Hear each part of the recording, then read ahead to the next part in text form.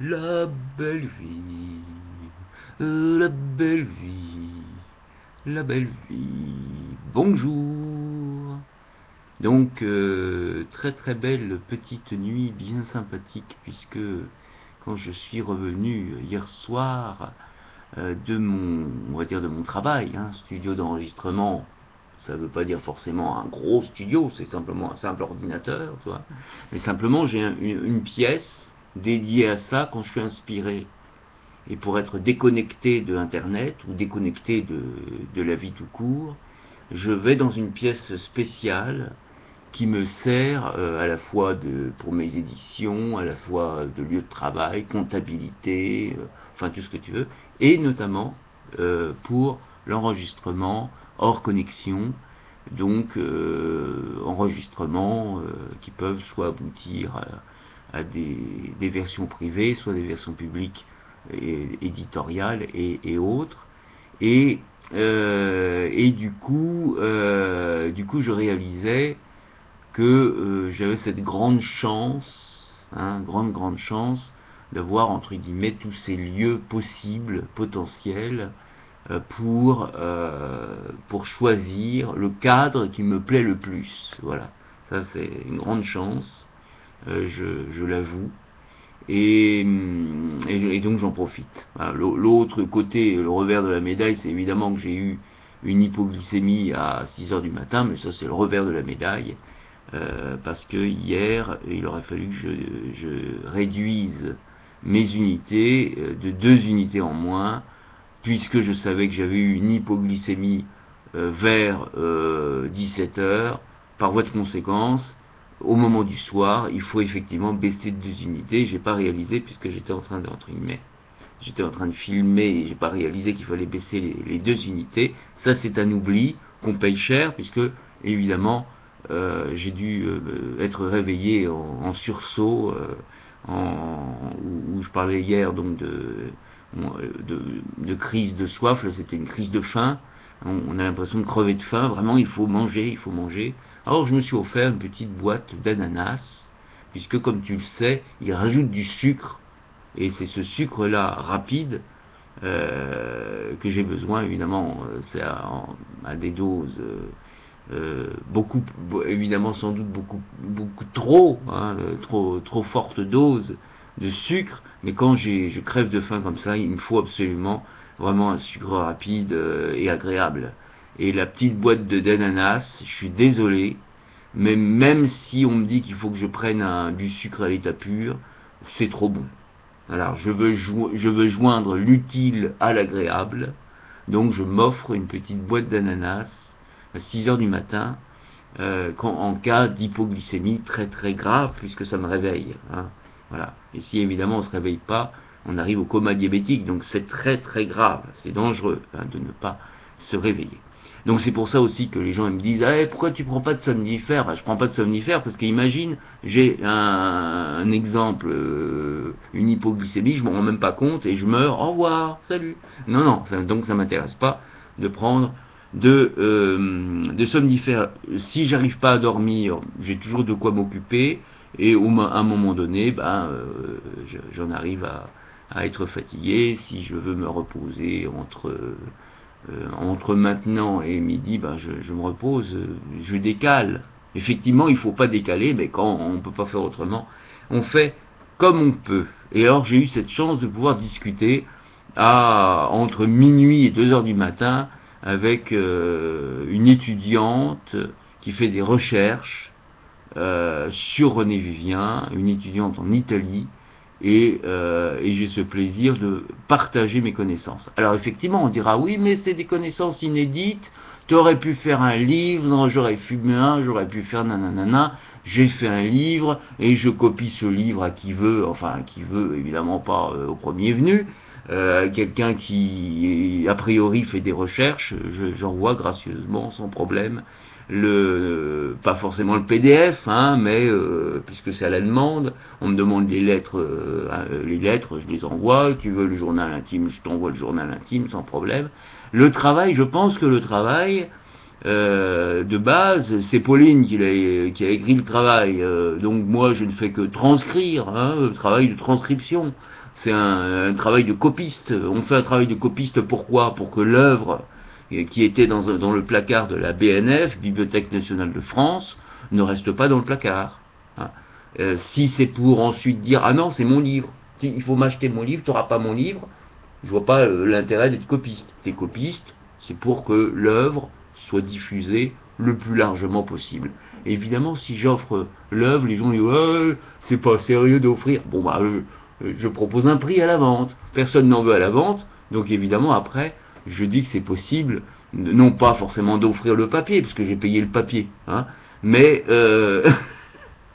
sauf des bibliothèques, évidemment, il y a des bibliothèques qui me disent ah on n'a pas l'argent pour payer le papier. Je paye le papier, il n'y a pas de problème, puisque j'ai payé le papier déjà d'avance. Hein.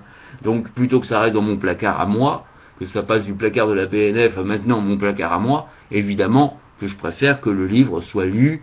Bon, si c'est pour qu'il soit pilonné, ça m'intéresse pas non plus. Si c'est pour que ce soit une bibliothèque qui prenne pour exprès, comme le père de Nathalie, dise non, on va détruire pour le plaisir de détruire, ça m'intéresse pas non plus. Donc j'y vais aussi à dose homéopathique pour le don des livres, évidemment. Voilà. Donc j'y tiens quand même à ce petit livre, le papillon de l'âme, évidemment. Et donc j'ai ce plaisir, s'il peut être traduit, si ce livre-là ou d'autres, mais en tout cas peut être traduit dans toutes les langues, libre à toi de le traduire. Après, je ne dis pas que je puisse payer tout ce monde-là, hein, évidemment. Évidemment, hein. Donc je te laisse gracieusement le fruit de mon travail, mais après il faut pas me réclamer en disant j'ai fait ce travail, je croyais que tu allais me payer. Il y en a un qui m'a fait ce coup-là en italien, qui m'a dit oui mais tu vas me payer combien? Bah je te paye rien du tout. Déjà tu me prends mon travail, je vais pas en plus te payer pour me prendre mon travail. Et toi tu vas avoir des droits d'auteur sur mon travail et en plus tu vois je te paye. Non, je te paye pas d'avance. Ça sera éventuellement sur les ventes, c'est-à-dire si le livre marche, à ce moment-là, moi déjà je paye l'impression, si vraiment le livre m'intéresse, mais si a priori quelqu'un traduit René Vivien, ça m'intéresse évidemment de produire ce livre, sous réserve que la traduction semble quand même assez sérieuse, et à ce moment-là, par voie de conséquence, je peux éventuellement, en tant qu'éditeur, prendre en charge la parution. Après, tu auras tes droits d'auteur comme traducteur, il faudra définir le pourcentage, c'est comme ça que ça se passera. Ça se fera en fonction des ventes. Mais je ne vais pas, sauf cas de force majeure, par exemple, il y a une traductrice en anglais, sa traduction est tellement belle que même là, j'ai envie de payer d'avance des droits d'auteur, même si, a priori, il y a très peu de chances que je vende le livre. Qu'importe.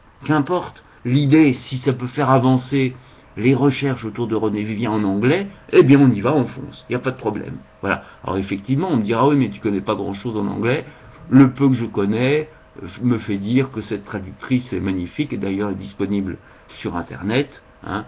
Tu tapes René Vivien, Mélanie Davis, et tu trouves le site internet, un avant-goût, et rien que l'avant-goût, tu as envie de te procurer tout de suite les livres et de dire c'est dommage, tu es au Canada, on ne peut pas avoir les trucs en France, et donc voilà, donc après il faut négocier, ah oui mais il faut me payer d'avance, ah bah oui mais ça il faut négocier aussi, ça se négocie, et ça se négocie, ça dépend combien tu demandes, moi je suis prêt à payer d'avance, il n'y a pas de problème, hein, sachant que c'est pas sûr que je récupère même les frais de l'impression, mais comme je lui dis, il y a deux possibilités, soit tu veux effectivement rester auteur-éditeur, et à ce moment-là, tu m'envoies des livres, mais avec 50% pour que je puisse donner la ristourne due au libraire, les libraires réclament 30%, que je puisse, là-dedans il y a la TVA qui va s'inclure, donc à peu près 5%, et puis le reste, on va dire, c'est ma petite commission.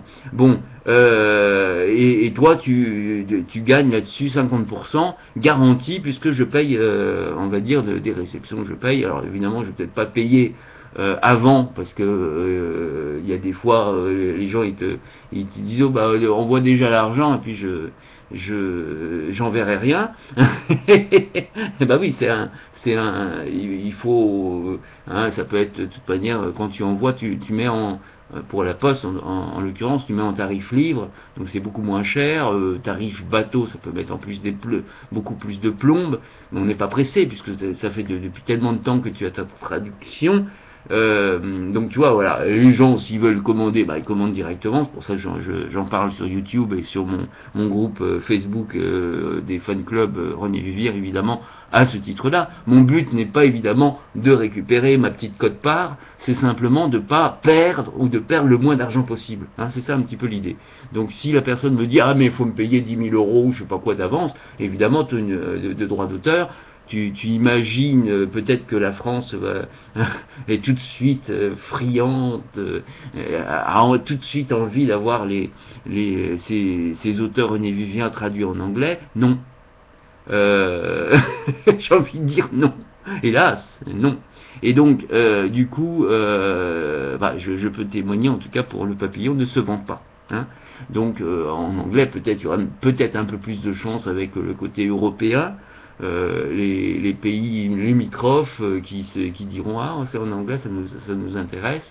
À ce moment-là, on a une petite chance, mais c'est pas sûr. Mais qui ne tente rien n'a rien, on ne sait pas. Voilà. Alors évidemment, quelqu'un d'autre dira en tant qu'éditeur, ah ben moi je suis partant. Bah, vas-y mon gars, moi je propose les idées, tu vois. C'est pas forcément pour dire ouais je veux être absolument l'éditeur de Mélanie Davis. Hein, je propose simplement, mais c'est pas la première fois que je propose. Donc, en prenant le moins de risques possible, parce qu'évidemment, si tous les risques c'est pour ma pomme, déjà je l'édite en version papier. Tu as une visibilité sur Paris, minimum 500 exemplaires pour être visible sur le forum des libraires. Donc déjà je paye ces 500 exemplaires, ça c'est de ma poche.